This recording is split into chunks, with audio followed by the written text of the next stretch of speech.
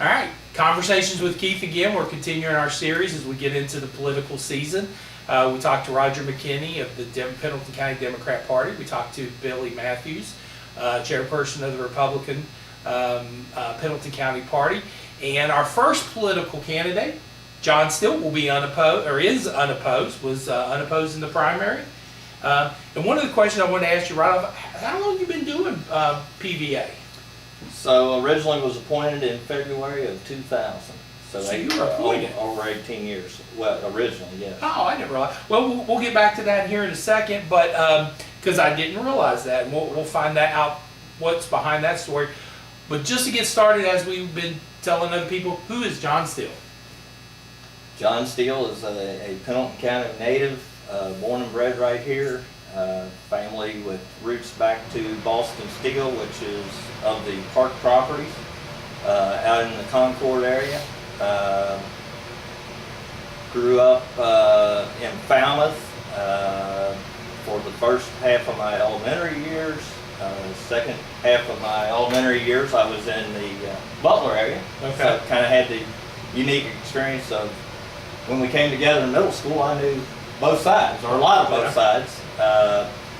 So my family, the Steele family, ties in there in the Concord area. My grandfather married a Hitch, which the Hitches had a whole lot of acreage in that area out there, from where basically the Licking River, where Bob, Julie, J.W. McKinney's farm, all the way over where my parents are, was actually one tract was all the Hitches. And my family's farm is the furthest most point from that, from the river, and still in the family. My mother was a miller. Grew up in the Modoc area, which is Turner Ridge. I was going to say, what is Modoc? Modoc, right? Well, what was Concord before it was Concord? Penhurst. Penhurst, okay. Go do a little research on that. But and she ties into the brownfield, so had to connect with family on that side of the county as well. Married my wife. Now, Turner Ridge and Modoc is off of 22? Correct. Okay, yeah. Yeah, the vicinity of the west part of 22. West part of 22, out in the airport area. Okay. So kind of roots of both areas a little bit. Growing up, had ties a little bit everywhere. And the brownfields are kind of over in the Gardnersville area. Okay. So you kind of get into Kenny Brownfield. So you got family throughout the whole county? We've been around here. We've been around here. Now, you mentioned the Boston Steele and the Park property. Some of the more seasoned, let's say, viewers may know what you're talking about, but there might be a lot of viewers, readers of the paper, don't know what you mean by the Boston Steele and the Kincaid property. So tell us a little bit about that. So originally, when the vision for the Kincaid Park come along, that was the location picked that it is currently at today. And Boston Steele had the farm that's basically in the vicinity of the dam. Okay. And the first couple holes of, basically 1 and 9 were part of his property. Really? And then it went the other way towards the dam area and the spillway area was the larger tract. Where the existing clubhouse is today, shelter house, that was the vicinity of an old barn. Set right in behind the house. So is that log cabin where he lived or grew up? Really? That was actually their cabin where they grew up. Wow. So, okay. And my grandfather was born and raised there. Did not put that together. Did not realize that. And then spin off 2 generations later, my grandfather marries a Hitch. They end up where my parents are today. My dad was actually born in the house that they're living in today. Really? Yeah. And every time I drive past on my way home, I wish I had that creek on my property. I love. What a great creek! If you're a little kid growing up to play in, take your grandkids down to play in. It's one of those country images that is just awesome. as a kid, you're absolutely right. Well, it's the biggest playground there is. Probably got me in more trouble though than I can shake a stick at and count. But because you was never supposed to go to the creek and come back wet, Oh, okay. especially in the wintertime. Especially in the winter. Oh, I can see that. And somehow that just always happened. Boys in a creek. Yeah, I can see that occurring. But it was all great. A great childhood memory growing up there. And I was old enough when we moved to the farm. I was in the 4th grade. Mm-hmm. So I remember every bit of that out Yeah. there. Growing up wise. So. All right. Well, so you said that you got appointed to the PVA. So how did that story go? And even why the interest in serving in that role? Sure. So in November-ish of '99, the PVA at the time was Jim Kimball, and he chose to retire. Okay. So he went out in midterm and retired. So in the PVA world, to be elected, you have to pass the qualifying test. Much like the circuit court clerk. Those are the only 2 positions that require a test to be given, and you have to successfully pass that test to be eligible. So, became aware of that opportunity. At the time, I was working in the retail world for people that I'd been working for 15 years. So it was a tough decision, but the thing about the retail world is, you're working nights, you're working weekends, and at the time I had a little girl at home, and I wanted to be able to see her grow up, and I really truly wanted to come back to the county and be a part of this county. So where were you? I was with IGA, county market at the time. So you were in Campbell County? Yep. I was with Kramer's at the time and had been with them since '84.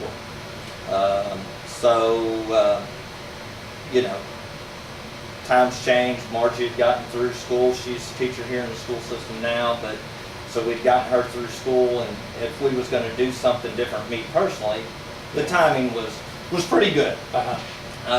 Scary, but good. And that's anything with the political realm. I think there's always that scare. If you get in, can you maintain and stay in? Because obviously had children and needed to survive. But my focus was to come back into the county that I grew up in, wanted to be a part of it, and see it grow. So was it a governor appointment? Was it a judge exec? How does that process work? I'm not sure I understand it fully today. So here's how that went down. So they had to give a local test, give it up here to high school. I think there was probably 10 to 12 people there that actually took that test to be eligible for it. I don't remember how many of them passed. I'm going to say 3 to 5 passed. So once I knew I passed, I filed my paperwork to run. There was another party that also at the time filed their paperwork to run. And then they didn't do the appointment. I guess maybe that was part of the appointment. They wanted to see, okay, who all's interested. Well, with the timing, the filing deadline was in January of that year. So after the filing deadline, then they made the appointment in February, and I was the lucky one. Yeah. And then the other party dropped out of the race, and so I had no opposition the first time in. Strange story, God's honest truth. I mean, I had a newspaper reporter call me at home and told me I was going. And I said, I have no clue what you're talking about. I said, I haven't seen anything, haven't been contacted by anybody. What do you have? And they said, well, I've got a press release. I said, well, I'd love to see it. I said, because you're telling me something I don't know anything about. So that was kind of strange. And I've received press releases that I've sent to the school district or to David or something. They're like, oh, we haven't got that yet. So yeah, you're So right. those things happen, I guess. But that came through the governor's office. It Gotcha. wasn't really local appointed. I assume the judge didn't send up anybody. That would have been Henry Bertram at the time. But that been Paul Patton, or which governor was it? That was Patton at the time. Patton, okay. Yeah. So Well, why PVA though? I mean, why? It's not an exciting position necessarily. So what intrigued you about it? the interest there was, I had some interest in real estate. Obviously, had an interest in the GIS world, really. And What's really, GIS? The GIS is the mapping, computer mapping. Okay. So the PVA doesn't just assess property, Yeah. real and tangible. Tangible being stuff, Yeah. computers, inventory, whatever. This day. Cars, vehicles Yeah. are all tangible. Another responsibility is maps, and so the GIS world kind of interested me. And I guess with the new movement at that time in 2000 to computers and those kind of things, it was going to be an exciting time. Oh, yeah, absolutely. As all the maps changed to computerized. So, well, and not just that. I mean, digital photos. Okay. The digital age hadn't even been touched. I mean, when I walked into office, we had a computer system that was an old token ring, which one computer kind of talked to the other. It was all old school. No digital photos. We were still working with Polaroid pictures. So you took a picture and you sat there and shook it and watched it explode. Keep track of it, and was running an operating system that I had never heard of. It was an OS2 warp system. I mean, I was in the private sector, so technology-wise, we were way ahead of that. It's like, what are we doing here? And so those was all the challenges coming in, and with a great crew. A couple things happened. I mean, we took on the challenge of, going to digital photos, getting all the information digitized. We've got copies of deeds online now, and all those kind of things. And at the same time, on the mapping side, the revenue side had gotten on board with this GIS information. So what they were doing, we had the old blue panel maps. I don't know if you've ever seen them or not, but whatever reason, they're blue tinted, but they're maps, they're aerial maps. The newest one I had was 1973 flight, I believe, if I remember right. And so what these maps were they were blue in color. They were 24 by 30 or thereabouts, and basically had pencil marks all over them. And then they would do them in red pencil, and they would ship them to Frankfurt. They would do whatever they would do to update them in this blue tint, whatever that was, and then they would send them back to you. Okay. But the aerial image underneath was the same. Yeah. And so you had a map number on there and a parcel number that was identifying and to keep track of all that. So was it? I'm assuming it can't be one big map of Pendleton County. It was based multi-panel, upon 79 panels, Okay. grid-wise, and then there was some individual blow-ups in the middle there, I think, for a total of probably 85 Okay. to 90 panels. And I'm guessing from listening to you talk here and about that, you have to be pretty good at math or have some interest or something along those lines. Oh, absolutely. Because of everything you've talked about here, I'm sure there's some people now whose minds are just throbbing from the math and everything. But you always been good at math, always had that interest? I was, that was always been my strong suit. Took trig and all those fun things in high school level, and and continued on. So I'm not sure how many times the words trig and fun well, without not in front of it have been used in the same sentence. Very, very blessed though early on. Started back with J.W. McKinney in elementary school, I guess. Yeah. Really perked my interest even more probably, but. I was fortunate enough to have Mr. Meadows at the high school end in my latter years too. But, always been strong suited there. But to go back to this GIS thing, the maps, Frankfurt initiated a program where they was taking individual counties. They had people in corrections that were engineers. So they took all these panels we had Yeah. and got a wide format scanner, and they had these people actually digitize them. Okay. So we were the 10th county done Really? through that process. I was very fortunate, got connected with some people in Frankfurt level that, you know, took an interest in us. Hopefully thought I had to drive to get it through, and we were the 10th county done that way. Private sector wise, that would have probably cost us about $90,000 to $100,000. Mm-hmm. We got it done for, well, actually no out-of-pocket money for the county.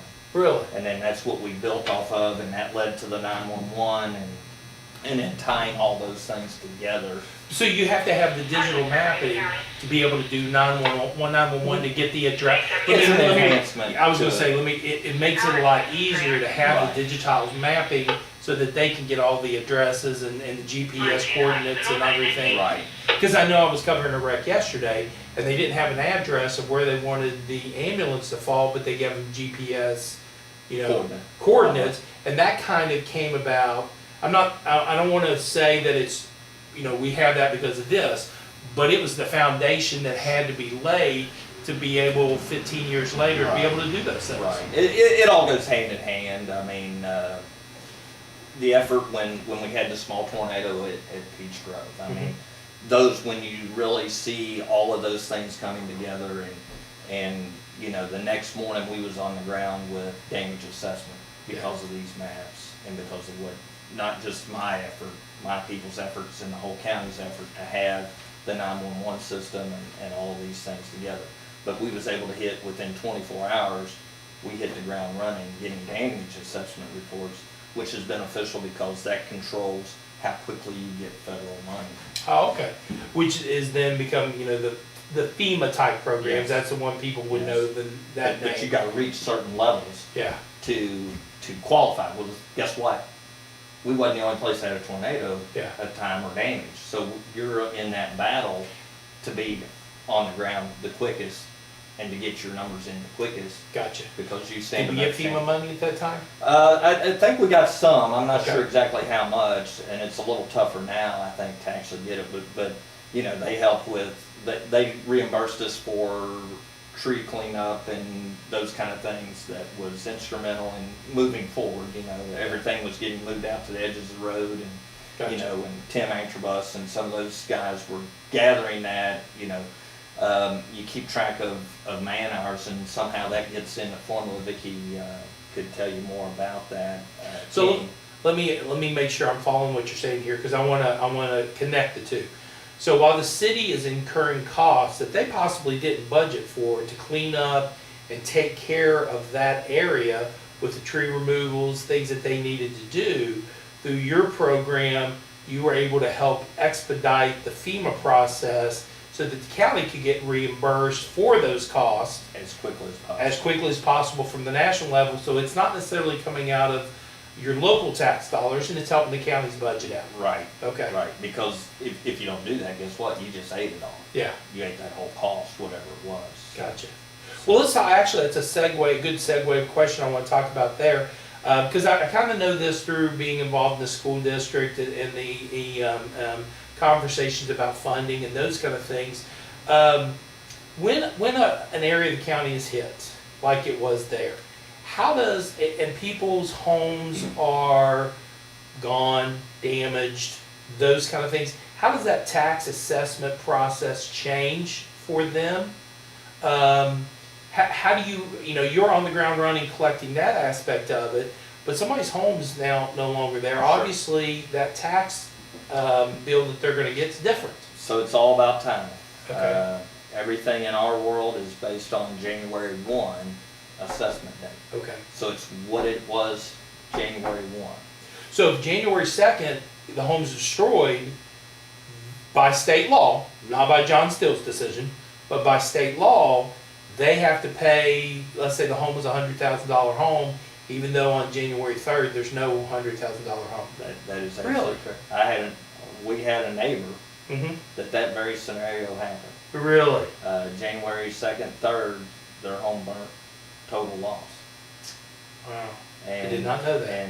And you know, and I worked with them through the process. I forewarned them, and the way it worked out, timing wise, when they built back, it was after January 1 before they was actually fully back in. So they kind of, the next year they kind of had a deferred, Gotcha. because they weren't all the way there, but everything's kind of based on January 1. Same with motor vehicles. We get into this situation with motor vehicles a lot the same way.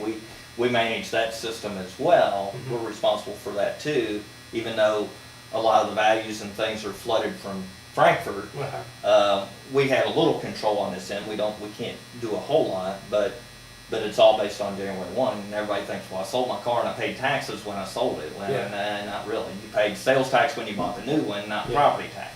But Gotcha. you still owed property tax because you had it after January 1 on the one you traded in or Yeah. sold to them or sold outright or whatever the case may be. So, but everything in our world is based on January 1 assessment. Okay. All right. So depending on where that falls, then that's what the limit, and that was what, March when that happened out there? I believe so, something like that. So that was, it still didn't take the sting off Yeah. because they still got a full bill Mhm. for that year. For that year, but if they And didn't then- have their bill, if they Depending didn't on where they rebuild, were. yeah. If they were able to get back pretty quickly, then maybe they didn't see any deferment, but if for whatever reason, they was slow getting back or didn't replace something, Yeah.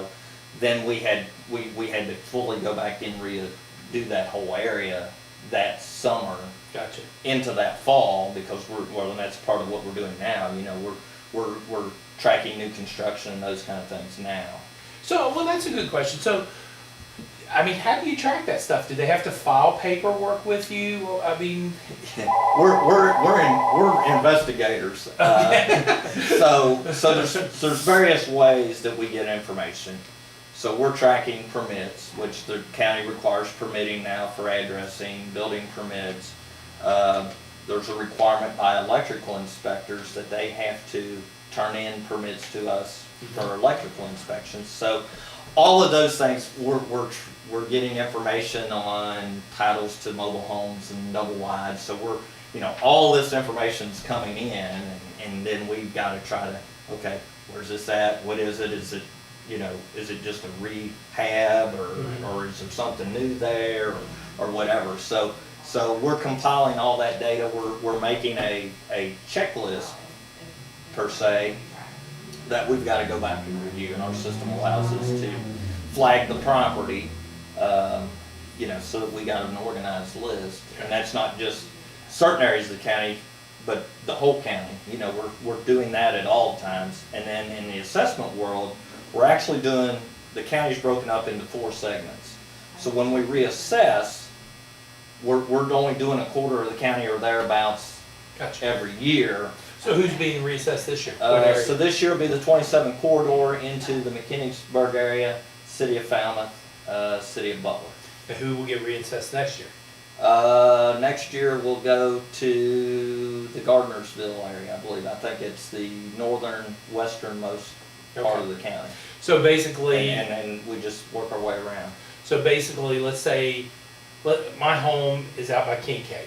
When was that assessed? You're on the line with what we're doing this year, but I think you fall into what would be year 4 of our quadrennial plan. Okay. Which would put you in with like the Peach Grove and, Gotcha. and that area. So basically, let's say, whenever the last time you reassess, you assess my property at that amount, it will stay at that amount for 4 years, and then at that 4-year time, it'll either stay, increase, decrease, whatever it's reassessed at.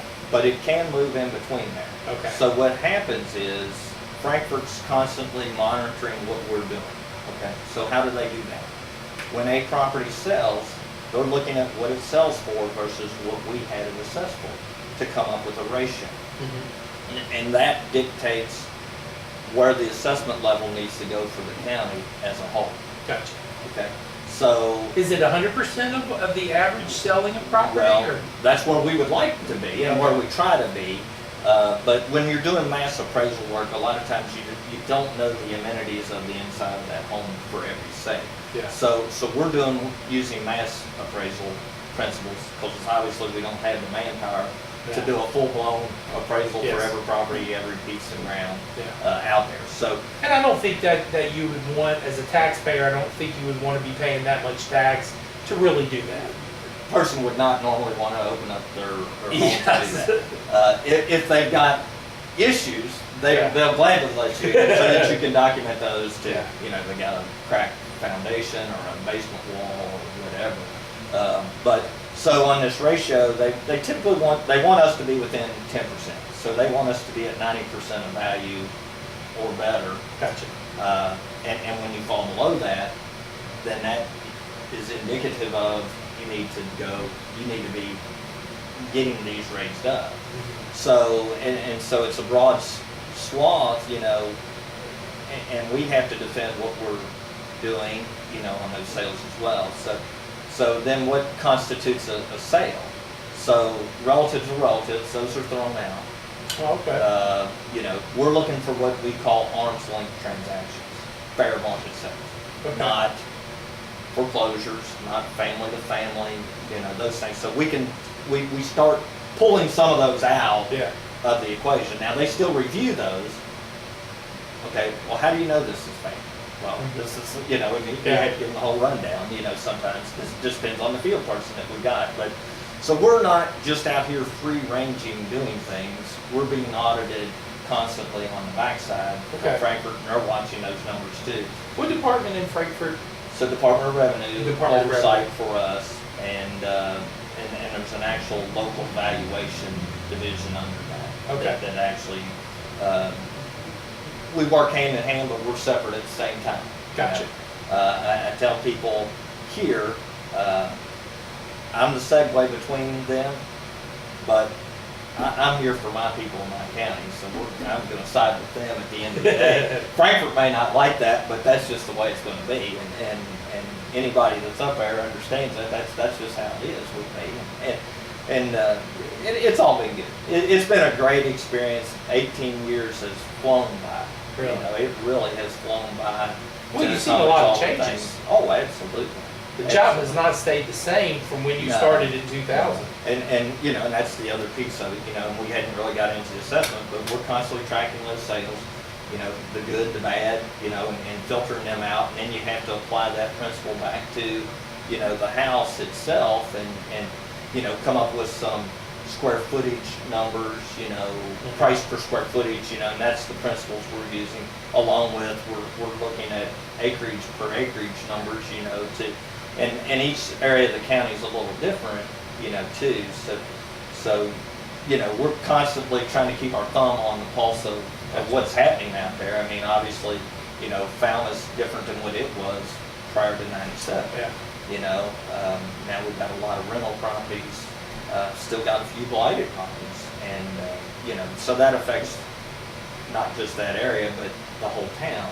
And that decreases their dollars, tax dollars. I know that the housing industry is a great indicator of how the economy is doing. How is Pendleton County doing in the housing? Are you seeing areas that are having an increase in building and those kind of things? Or are we kind of just probably just treading water? We're just kind of just moving along. I mean, we've got some new construction going on. Probably seeing more rehabbing, addition of additional metal buildings in lieu of, the barn blew down. Yeah. That was antiquated. Functionally obsolescent is what, most people now could care less about a tobacco. Mhm. So in our world, that's functionally obsolescent. Okay. So what's the value of that barn? The value of that barn is almost nothing because it's oversized storage. Yeah. If you was building that, you wouldn't build it back. So when you started, just a regular old tobacco barn would have been valued at what compared to today where the tobacco industry is just not there? And it's hard, the cost to build these things were, up there still up there pretty well. But in our world with the ag deferment, those barns might have been, $15,000. Really? And that was in 2000? And now they're over, they're just oversized storage that's just really worth a few $1,000s. So from 15,000, just a couple $1,000s. Just in those Wow. 18 years. And because of, you know, their use changed. Yeah. The use of that building is functionally obsolescent. Yeah. And Well, the one that tobacco barn that's at the end of my driveway, it is, which you've driven past, it's just a park the store. tractor in Yeah. and piece of equipment or whatever, and you got all that racked Yeah. off area up above that you can't hardly Yeah. use it for anything because of the way it's constructed. There's still, the one thing that's in the rafters is the extra piping that I laid my water pipe from the road down there in '97. That was a good place to That put was a it. good place to be in. It's been started, like you said, an oversized storage Yeah, barn and there. that's what they are. I mean, you know, people will replace with nice cattle barns and that they can let the cattle in now and things, but the tobacco industry is just, you know, the So big did that- farmers are still working it, but Did that affect the price when the tobacco industry went away and people took the buyout and they're no longer? Does that affect the property value of that if a crop is not actually being raised on it anymore? I think what you saw, a couple things happened. So you had the buyout monies. Mm-hmm. So you had the large farmers they needed to do something with that money. Mm-hmm. So I think they influenced the price of acreage because they were going out and buying additional, Okay. the big farmers. Yeah. At that time, the economy was fairly good. So you had the movement of out-of-towners, I'll call them, Mm-hmm. that were buying recreational property, which Gotcha. was also, so all those things were forcing the value of land up. Mm-hmm. About '08, it finally leveled out, '08, '09, along with the housing market. I mean, up to that point, things was good even with the housing market, but all of a sudden, you can see with my trend lines, about '08, '09, man, it was just like a big wall, and it went flat. We're back on an increase now. I think things has gotten better. I think, you know, the unemployment rate's better, some people's working, maybe had a little more discretionary money than they had, you know, 10 years ago. And so those things are all playing in to the back. Gotcha. But as time goes on with the farms, I think what you're going to see, they're becoming more recreational use every day. So does that lower, like if there's not a crop being produced, there's not a revenue producing on the farm, and it's just a piece of land now, does that affect the assessment cost of what you do? So there's two parts to what we're looking at on a farm from our standpoint, and they're not connected at all.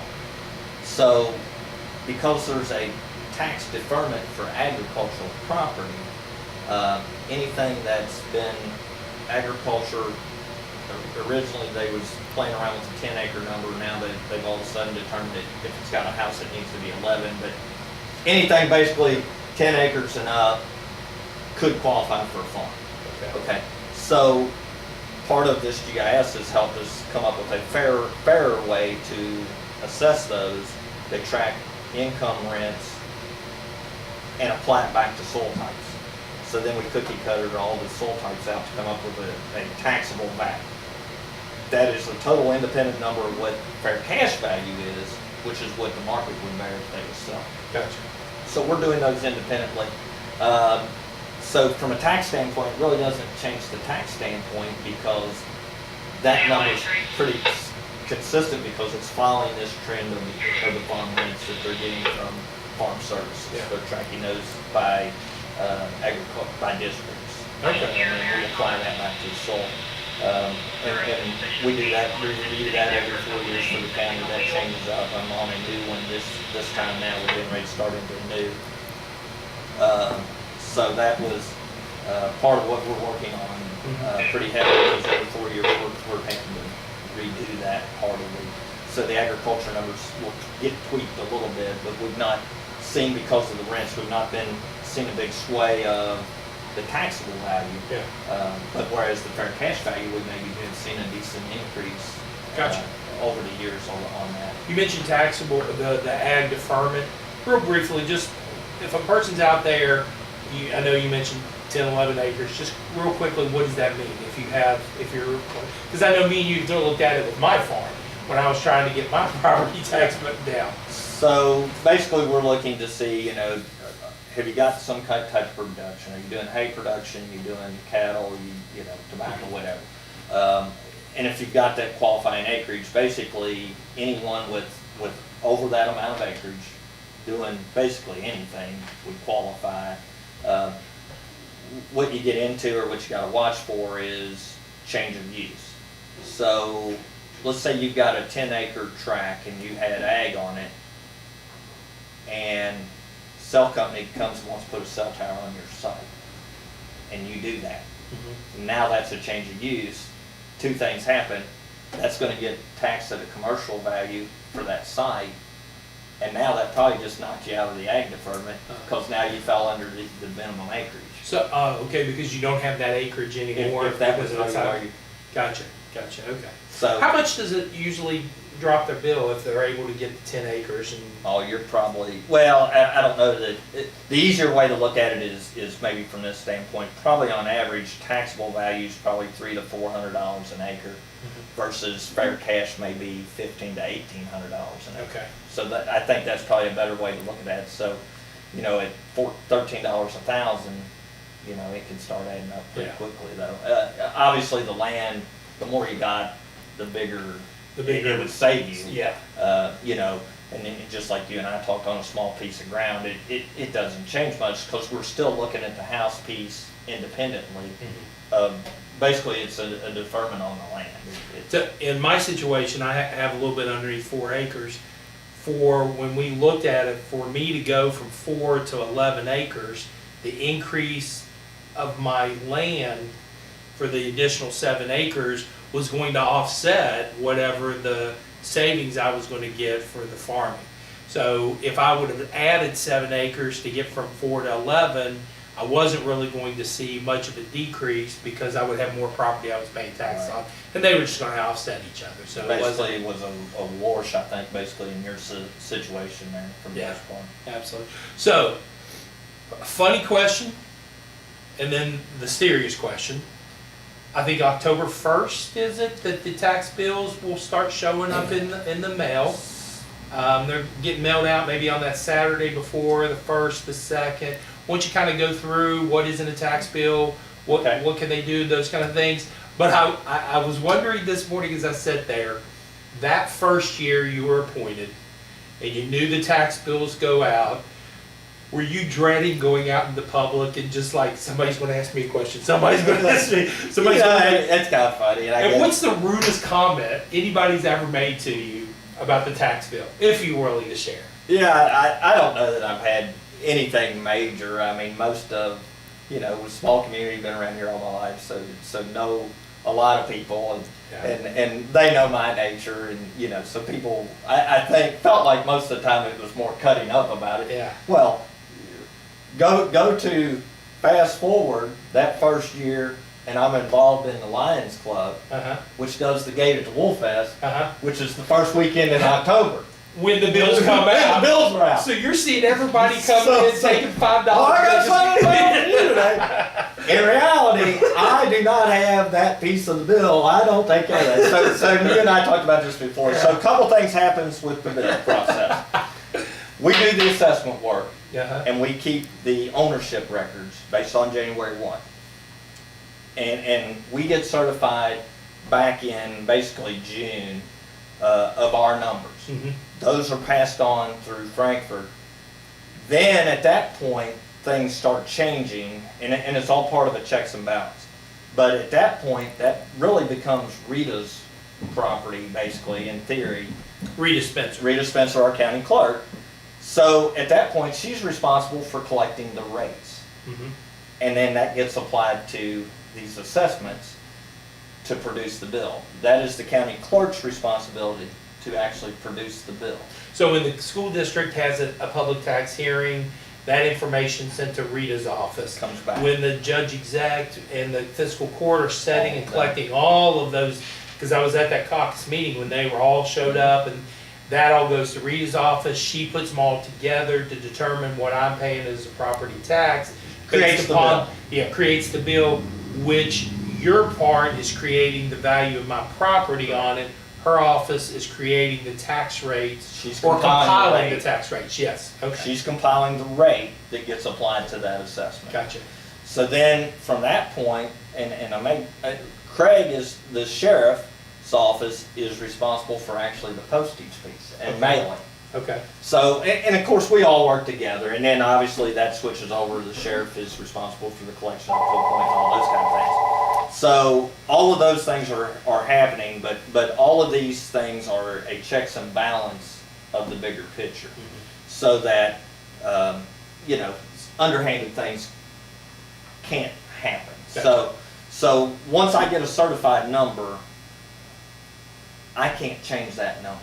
when you say certified number, So it's been through all the legal processes. You Uh-huh. could come in May and question your value, and you and I could have discussion on that, and if you chose, you could go to the local board and appeal that value.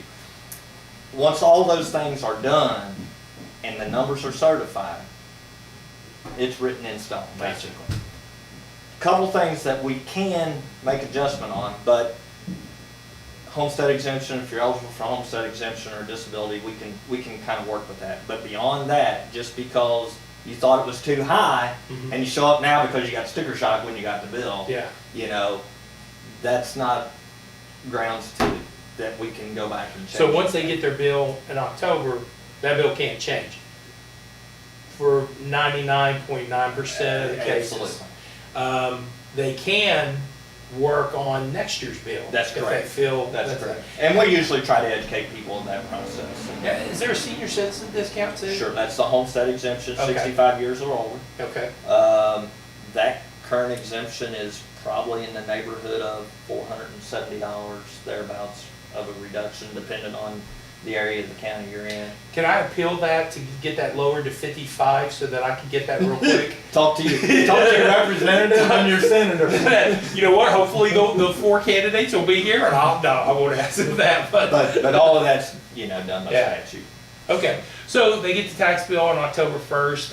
If you run down real quickly, what are the time frames that they can pay? And So that's more Craig's line, but you've got Okay. till the end of November, I think it is. Craig gives the discount, or actually maybe the end of October is the first 2% discount. Okay. So you got a 2% discount. Wherever that ends to the end of the year, you've got face amount. Mhm. Then after the end of the year, first of the year on, you're going to be under some penalties. Okay, and I guess that with those penalties, because I believe that when we run that ad in March or April, whenever it comes out of the delinquent taxes, I think that comes from Rita's office. Maybe it comes from Craig's It should be office. Craig's, or Okay. at least he would have the list. Now, well, you may have been referring to the tax bill sale, which would have been more like July. Okay. June, July. All right. Because there's a whole process of, once they go delinquent, Craig has so long to collect, then they get turned over to the county attorney, and Rita. Okay, And then there's a sale of the bills at some point, and there's actually companies that have went into business collecting those so bills. this is a multi-local government facet project with Rita involved, with your office involved, with Craig involved, with Jeff Dean's office involved. So the county attorney, the sheriff, the PVA, the county clerk are all being involved in creating this one little bill that we all complain about when we get it at the beginning of October. Pretty much, yeah. Wow, I really did. I think most people, at least me, thought it was you and Craig, and that was pretty much Well, it. that's the reason, the first Yeah. initial conversation we had, that, Yeah. understand this, and I think even then was, well, then it was like, oh, I didn't, Yeah. didn't realize that. Well, and I think that's the teacher in me coming about, Sure. always wanting to inform and educate Sure. and those kind of things. And this is great, and this was a great forum to do that, and I think it's good on your part to get that out there for these people, and to maybe help understand that process and the reassessment process and those things. So you'll serve 4 more years. That'll take you to 2022. How much longer? How much longer seems like you love it. I love what I do. As long as my health would allow me, I would, I don't, anytime in the near future, I don't see, my wife probably gets aggravated with me, but I'm probably maybe somewhat of a workaholic. Some people might not agree with that, but I want to be busy. I want to be doing something, you know, and if I can help contribute to this community, you know, then, and if I'm able, you know, if good Lord willing and wishes that upon me to continue on, we'll follow that direction. I mean, somewhere down the line, I'm sure I'll want to slow down and do some different things, but it's been enjoyable. You know, some people kind of like, gosh, you got to do that, you know, but I don't care what you're into. I don't care what job you have. There's what I call the 1% that you're never going to please. Yeah. And as long as you can deal with that, you know, and don't let it eat you down, you know, don't let it eat you up, and you know, it's been a great job, it's been fun, you know, and the driving force for me was bringing it up to modernization, you know, getting from Polaroid film, getting from paper maps to a map I can print in the office, you know, to beyond that. So what, you know, we'll get back on that mapping thing, but when companies were looking to relocate here, they want that information in a digital format. Yeah. When Jack Wright was in the industrial office, he had a couple different ones, and he said, they're asking for this, this, and this. We don't have that, do we? I said, yes, we do have that. I said, I can get it for you. You know, because they want us, third people are taking that data and doing the analysis work on a computer, and then they start plugging in other pieces, you know, what's the infrastructure, what's the roads, Yes. what's the demographics of population. They're looking at all those things when they want to locate and where they're going to put a building or a factory or whatever it might be that we want for our future. And you know that term. And that's all driving that. And that term infrastructure has become a buzzword in the county. You know, we see with the city of Falmouth trying to deal and upgrade their infrastructure for a lot of different reasons. We see the fiscal court has a piece of property they want to develop as an industrial park, talking about infrastructure. It's really become a buzzword that needs to be a focus of this county to continue to try to move forward. That's probably a challenge. You know, I mean, obviously we're watching that because obviously those things affect value too. I mean, personally, I think one of the biggest challenges is broadband. Yeah. Oh, yes. You know, you've got full gigabit service within eyeshot of your home and can't get it. Oh, I don't know. I think I'm close to getting it now. I wouldn't bet on it. I will say this. I was mowing one day and a truck come down my driveway. I was checking the poles and he indicated he was a private service contractor and said that, well, we won't go into that, but I agree with you. I think that as of all the infrastructures right now, that's the one this county's got to focus on. At our future, you know, and our the other dilemma we got is our available workforce. I think that's you know, everybody, you know, for the most part, you know, my father did it. My father commuted to Newtown, Ohio every day, retired from that. Wow. You know, That's a long drive. That was before 471. That was before 275 that you could cut the corner. You had to go all the way into downtown and back out to Newtown, Ohio, along with Jake Askren and Bobby Raines and Faulkner out there. You know, those guys all worked at Deacon Can. Yeah. And that was, but much like the rest of the county, we're a bedroom community, and for the most part, people are going out somewhere else to work and coming back here to reside. So our challenge is,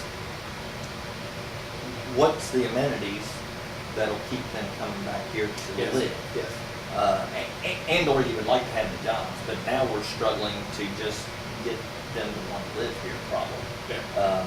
You know, because obviously you go through Campbell County, or if you go south, you're going through Harrison, Georgetown, Lexington, you know, there's new housing. The farming's become less of an interest. You know, the hobby farmer is about done. And the recreation farm. And now Like you said earlier. Well, when I talk about recreation, I think we're switching to not necessarily recreation farming, recreation hunting. Yeah, that's what I meant. horsebacking, Yes, squatting, yes, those that's kind exactly of what things. I meant. Yeah.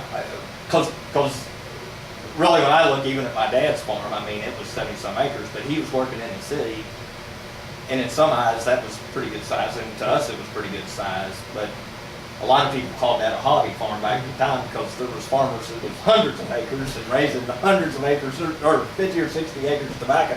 You know, we're raising a couple.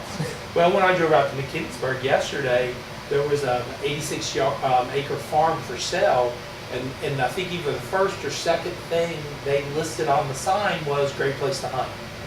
That was the selling point of the farm and hitting that. Hey, anything else about the PVA or anything? Because you mentioned something, and I want to hit upon that because I think that's a very vital program in our county that does a wonderful things, and I want to give you an opportunity to talk about the Lions Club. Sure. Because that, I mean, with what you're all doing, you're just a great resource that's providing and making the homes of Pendleton counties better. Just take a few minutes, tell us about the Lions Club. Okay. So, gee whiz, I don't even remember how far back I've been in the Lions, but numerous years. We've seen the peaks and valleys with membership.